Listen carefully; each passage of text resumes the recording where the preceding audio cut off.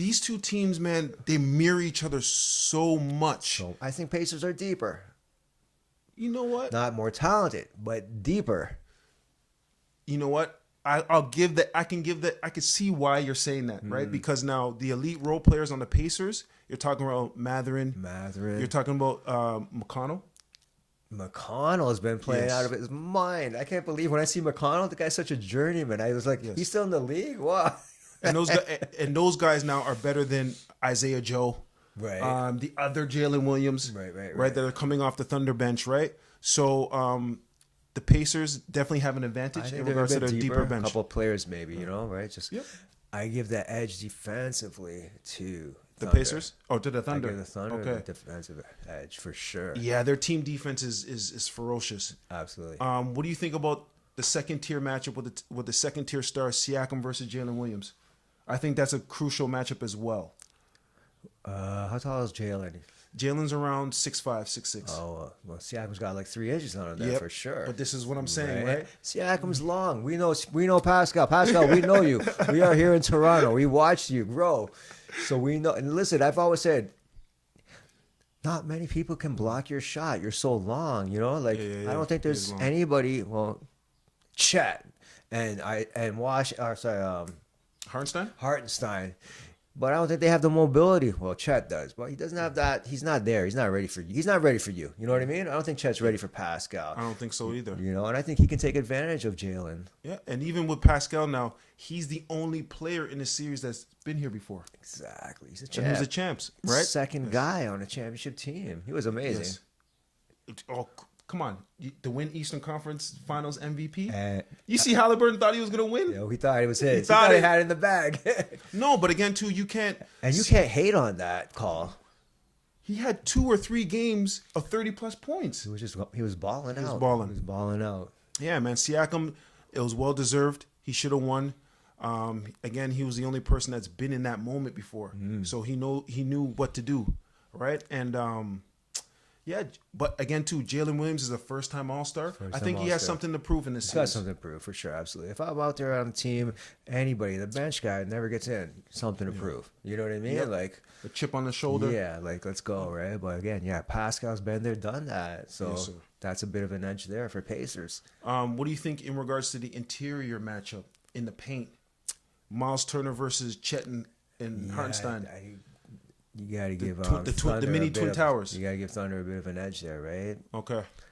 So you don't think now Myles Turner could essentially like stretch him out, play on the perimeter a little bit, take them away from the basket? Yeah, he's been hitting his threes at a decent rate, I believe. But if it's he's decent in the post. He's decent in the post, guarding the paint for sure too. I was surprised. I don't know if he had 3 rebounds in that.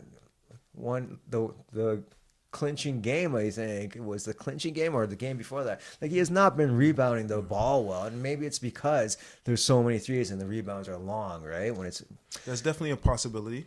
Myles Turner, but again, too, has Myles Turner always had that motor? Has he always been that 8, 9 rebound, 10 rebound guy? I just feel like he should be averaging 10 boards. You know what I mean? Yeah, that's very true. Like, we know that they should be, especially with Myles Turner, the way that he, just plays defense. Yeah. He can move his feet on the perimeter. I just don't understand now why he doesn't have the 8+ rebounds. Right, that's what I'm saying. Like 3 the other night. I'm like, whoa, what? They won the game, but they won the game. And the Pacers are going to need that. You're going to need boards. You're going to need Myles Turner to average close to 10 rebounds a game. You're going to need Siakam now to help the interior and help Myles Turner. He's going to have to average 8 rebounds a game just to keep it somewhat close. Absolutely, for sure. That's what I think too. So, get on the boards. Yes.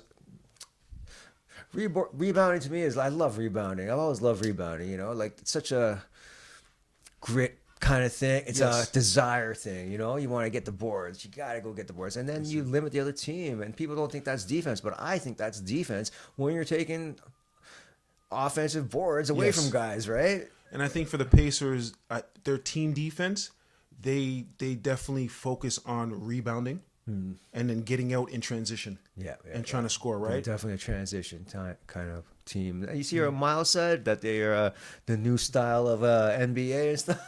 Well, it's the new era, man. He's trying to give that confidence to his guys, right? Yeah. Especially they know that they're underdogs.